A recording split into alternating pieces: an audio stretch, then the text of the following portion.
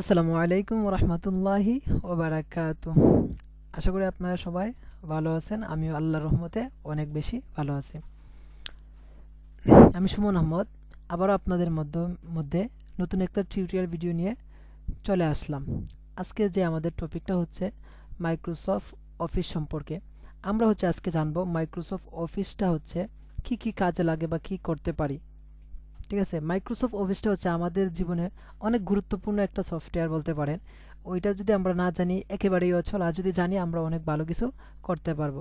So আমরা Microsoft অফিসটা কিভাবে ইনস্টল করতে হয় সেটা দেখব। সেটা ইনস্টল করার জন্য আপনি প্রথমে চলে যাবেন গুগলে। আপনি গুগল থেকে মাইক্রোসফট অফিস ওয়ার্ড লিখে সার্চ দিবেন। ওইখান থেকে আপনি ওইটাকে ওপেন করতে পারবেন বা ইনস্টল করতে পারবেন। আরেকভাবে করতে পারবেন, সেটা আপনি আপনার যদি কোনো দোকান থেকে নিয়ে আসে, তারপর ওইটাকে আপনি ওপেন করতে পারবেন। এখন দেখি ওপেন করার পরে আপনাদের ওই মাইক্রোসফট অফিস ওয়ার্ডটা কোথায় থাকবে। ডেস্কটপে থাকতে পারে বা আপনার স্টার মেনু আছে ওইখানে। এই দেখেন স্টার মেনুতে ক্লিক করার পরে আপনি যে মাইক্রোসফট অফিসটাকে খুঁজে বের করতে পারবেন। এটার জন্য আপনার অল প্রোগ্রামে যেতে হবে। যদি অল প্রোগ্রামে যাওয়ার পরে আপনি ওইখানে মাইক্রোসফট অফিস ওটাতে ক্লিক করবেন। ক্লিক করার পরে ওইখানে আপনার ওয়ার্ড, আমাদের যদি দরকার পড়ে ওয়ার্ডটা পেয়ে যাব। এই ক্ষেত্রে আমরা যেহেতু মাইক্রোসফট অফিস সম্পর্কে জানবো, এই জন্য আমাদেরকে চারটা জিনিস সম্পর্কে একটু বেশি জানতে হবে। এই চারটা জিনিস হলো মাইক্রোসফট অফিস ওয়ার্ড, তারপর মাইক্রোসফট এক্সেল, মাইক্রোসফট এসএস এবং মাইক্রোসফট পাওয়ার পয়েন্ট। এই চারটা জিনিস সম্পর্কে যদি জানেন আপনারা অনেক ভালো কিছু করতে পারবেন। সো এখন আমার দরকার মাইক্রোসফট ওয়ার্ড। মাইক্রোসফট ওয়ার্ডটা এখন আমি ওপেন করব। ওইখানে ক্লিক করলে ওপেন হয়ে যাবে। আরেকভাবে আপনারা ওপেন করতে পারবেন। ওই চার্জ অপশনে লিখে দিবেন এমএস ওয়ার্ড, তাহলে ওইখান থেকে আপনি অতি সহজে ওপেন করতে পারবেন।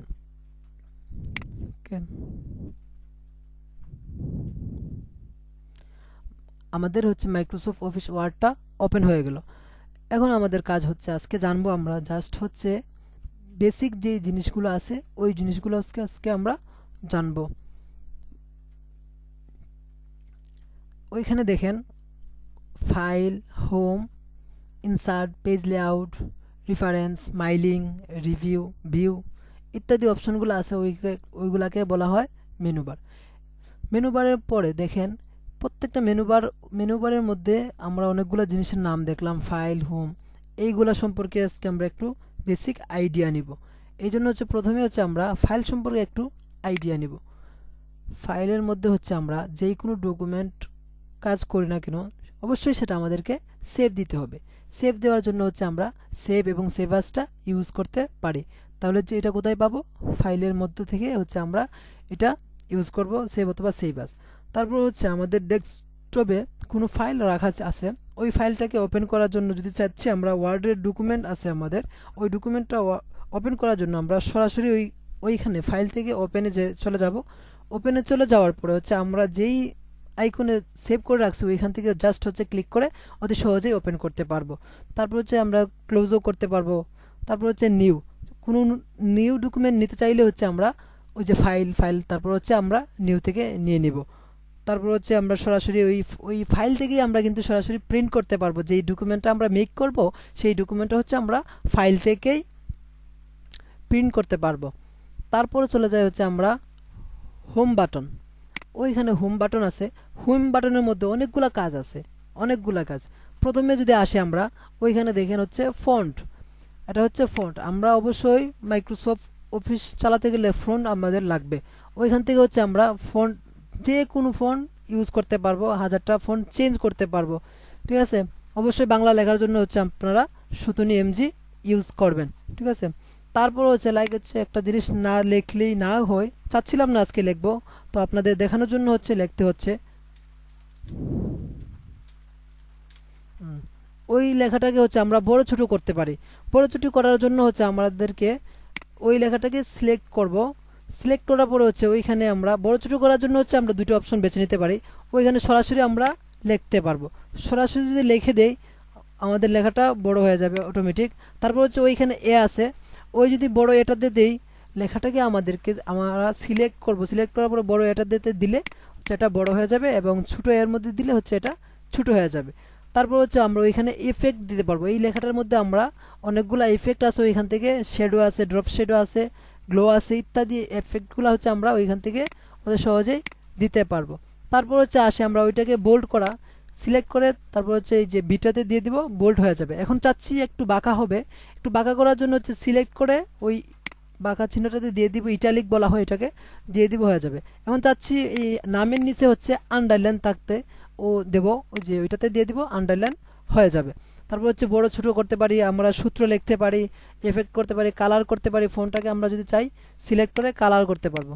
সিলেক্ট করার পরে হচ্ছে ওই জাস্ট হচ্ছে আপনারা কালারে দিয়ে দিবেন, কালার হয়ে যাবে। ওকে, তারপর হচ্ছে আপনারা দেখেন ওইখানে 4টা অপশন আছে।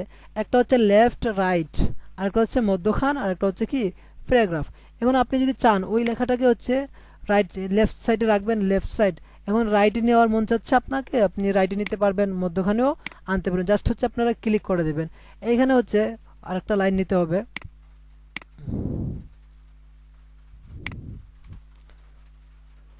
Control B. দেখেন ওই লাইনগুলোর গ্যাপস অনেক। এখন চাচ্ছেন আপনি যে ফাঁকাগুলো আছে না, এই ফাঁকাগুলোকে আপনি একটু কমায় দেবেন। এই জন্য হচ্ছে এটা সিলেক্ট করে আপনি এই অপশনটা সিলেক্ট করবেন, করার পরে হচ্ছে আপনি ওইখানে দিবেন, অথবা হচ্ছে আপনি সিলেক্ট করে রিমুভ করে দিবেন, রিমুভে দিয়ে দিবেন রিমুভ স্পেস, তাহলে হচ্ছে রিমুভ হয়ে যাবে। ওকে, হয়ে গেল। তারপর হচ্ছে আপনারা ওইখানে যে নাম্বারিং করতে পারেন সবগুলাতে, জাস্ট সিলেক্ট করবেন, করার পরে হচ্ছে আপনারা ওইখান থেকে নাম্বার বসায় দিবেন, নাম্বার হয়ে যাবে।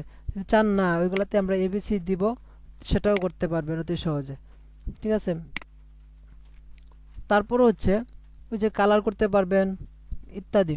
তারপর এখন চলে যাই আমরা হচ্ছে ইনসার্টে। হোম ইনসার্টের কাজ হচ্ছে ওইখান থেকে আপনারা দেখেন একটা পেজ, কভার পেজ আছে, ওইটা পেজকে আপনি ক্রিয়েট করতে পারেন কভার পেজ হিসেবে। তারপর হচ্ছে আপনি ওইখান থেকে ব্ল্যাঙ্ক পেজ নিতে পারেন।